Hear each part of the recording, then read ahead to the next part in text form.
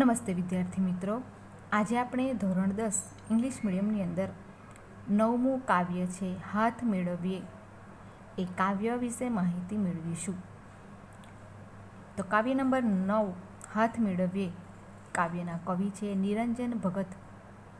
એમનો જન્મ તારીખ 19/5/1926 થયો હતો. હવે આપણે કવિ નિરંજન ભગતનો પરિચય મેળવીએ. નિરંજન નરહરી ભગતનો જન્મ અમદાવાદમાં થયો હતો. છંદોલય, કિન્નરી, અલ્પવિરામ આ ત્રણેય કાવ્ય સંગ્રહોની કવિતા લઈ નવો કાવ્ય સંગ્રહ છંદોલય પ્રગટ થયો છે. તેમાં પ્રવાલ દ્વીપ અને 33 કાવ્યો પણ સમાવાયા છે. સોનેટ, પરંપરિત અને ઉર્મી કાવ્યનું સફળ ખેડાણ તેમણે કર્યું છે. આધુનિકતા કવિતા, કેટલાક પ્રશ્નો, યંત્રયુગ અને મંત્ર કવિતા, મીરા, સ્વાધ્યાય લોક ભાગ 1 થી 8 એમના વિવેચન ગ્રંથો છે. તેમને રણજીતરામ સુવર્ણચંદ્રક તથા સાહિત્ય અકાદમીનો એવોર્ડ પ્રાપ્ત થયેલા છે. કવિએ આ નાનકડા ઉર્મી કાવ્યમાં ભાવ સંવેદનનું મહત્ત્વ સ્થાપ્યું છે. અહીં હાથ હૃદય ભાવનું પ્રતીક બનીને વર્ણવાયો છે. કવિ કહે છે કે મારે ધન, સંપત્તિ, સત્તા કશું નથી જોઈતું, બસ મૈત્રીપૂર્ણ હાથ જોઈએ છે. હું હાથ લંબાવીને તમારા હૃદય સુધી પહોંચવા માંગુ છું. નિસ્વાર્થ સંવેદન બધું સભર કરી આપે છે. તેમાંથી હૃદય ઐક્ય કેળવવાનો કવિનો મનોરથ પ્રગટ થયો છે તે નોંધપાત્ર છે. તો નિરંજન ભગતે આ 9મું કાવ્ય હાથ મેળવીએ એ કાવ્ય દ્વારા આપણને ખૂબ જ સરસ મજાનો સંદેશો આપ્યો છે. અહીં આગળ કવિ કહે છે કે એમને પોતે ધન, સત્તા, સંપત્તિમાં કશામાં કોઈ રસ નથી. એ તો આપણી પાસે લોકો પાસે ફક્ત એક હાથ માંગે છે, એટલે મૈત્રીપૂર્વ હાથ માંગે છે, મૈત્રી માંગે છે. બરાબર, એમને પૈસામાં કોઈ લોભ નથી. બરાબર, એમને લોકોનો સાથ સહકાર જોઈએ છે કે જેના કારણે એ લોકો એક નવું ઘડતર, નવા સમાજનું ઘડતર કરી શકે. બરાબર, એકબીજાને મદદ કરી શકે, બીજાના દુઃખ દૂર કરી શકે, એવું કહેવા માંગે છે. હવે આપણે કવિતા વિગતે જોઈએ. તો અહીં આગળ કવિતા પહેલાં આપણે આખી સંપૂર્ણ જોઈ લઈએ, કથન કરી લઈએ. તો કાવ્ય નંબર 8 હાથ મેળવીએ. લાવો તમારો હાથ મેળવીએ. હાથ કહું છું હાથ લંબાવીને. કહો શું મેળવી લેવું હશે મારે. તમારા હાથમાં તો કેટલુંય ધન હશે, સત્તા હશે, કીર્તિ હશે. શું નથી હોતું તમારા હાથમાં. મારે કશાનું કામ ના, ખાલી તમારો હાથ, ખાલી તમારો હાથ. ના, આપણા આ બેય ખાલી હાથમાંય કેટલું છે. આપણા આ હાથમાં ઉષ્મા ને થડકો. અરે એના વડે આવો પરસ્પરના હૃદયનો ભાવ મેળવીએ.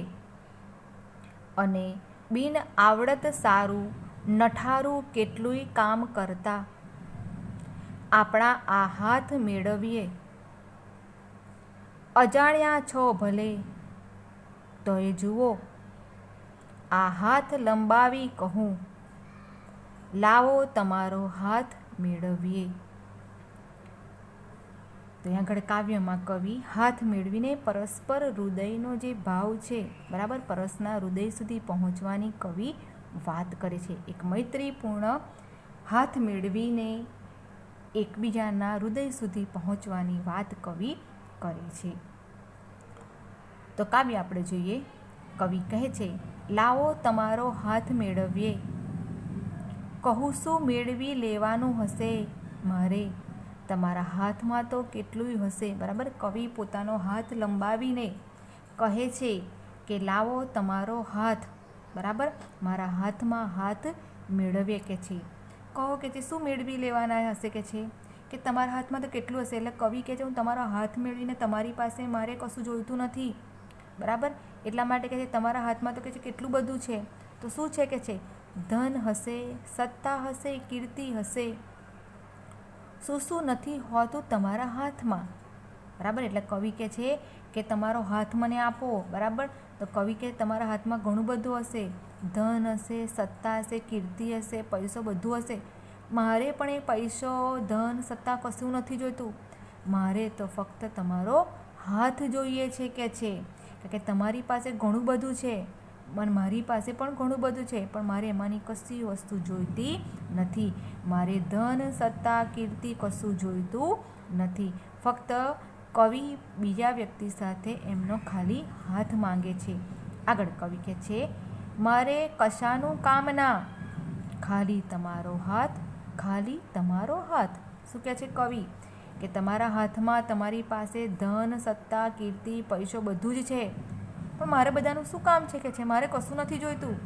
તમને કહે છે તમને એવું લાગતું હશે કે હું તમારો હાથ માંગુ છું મારા હાથમાં, બરાબર. તો તમને એવું હશે કે મારે તમારી પાસેથી ધન, પૈસો બધું જોઈતું હશે, પણ ના કહે છે મારે તમારે આ બધી વસ્તુનો કોઈ મોહ નથી. મારે ધન, પૈસો, સત્તા કશું નથી જોઈતું કે છે. મારે કશાનું કે છે શું કામ કે છે મારે આ કશું જોઈતું નથી. મારે તો ફક્ત તમારો ખાલી હાથ, એટલે ધન, પૈસા વગરનો ખાલી હાથ જોઈએ છે. મારે બીજું કશું જોઈતું નથી. આગળ કવિ કે છે ના ના આ પણ આ બે ખાલી હાથમાંય કેટલું છે. પછી કવિ કે છે હા કે છે મારે કંઈ ધન, પૈસા નથી, મારે ખાલી તમારો ખાલી હાથ જોઈએ છે જેમાં કશું જ નથી. પણ કવિ કહે છે કે તમને ખબર છે આપણા આ ખાલી હાથ, તમારો ને મારો બંને ખાલી હાથમાં કે છે કેટલું છે, ખબર છે કે છે. તો કવિ કહે છે આપણા આ હાથમાં ઉષ્મા અને થડકો છે. શું કહે છે કવિ કહે છે કે તમારામાં ખાલી હાથ લઈને શું કરવાના છો કે છે, આ ખાલી હાથમાં તો કશું નથી કે છે. ત્યારે કવિ કહે છે ના ના ના કે છે આપણા બંને ખાલી હાથમાં ઘણું બધું છે કે છે આપણા બંને ખાલી હાથમાં શું છે કે છે ઉષ્મા અને થડકો, બરાબર. આ પણ એક વાક્યમાં કે ખાલી જગ્યામાં પૂછે છે, પ્રશ્નનો જવાબમાં છે કે તમારા ખાલી હાથમાં શું છે.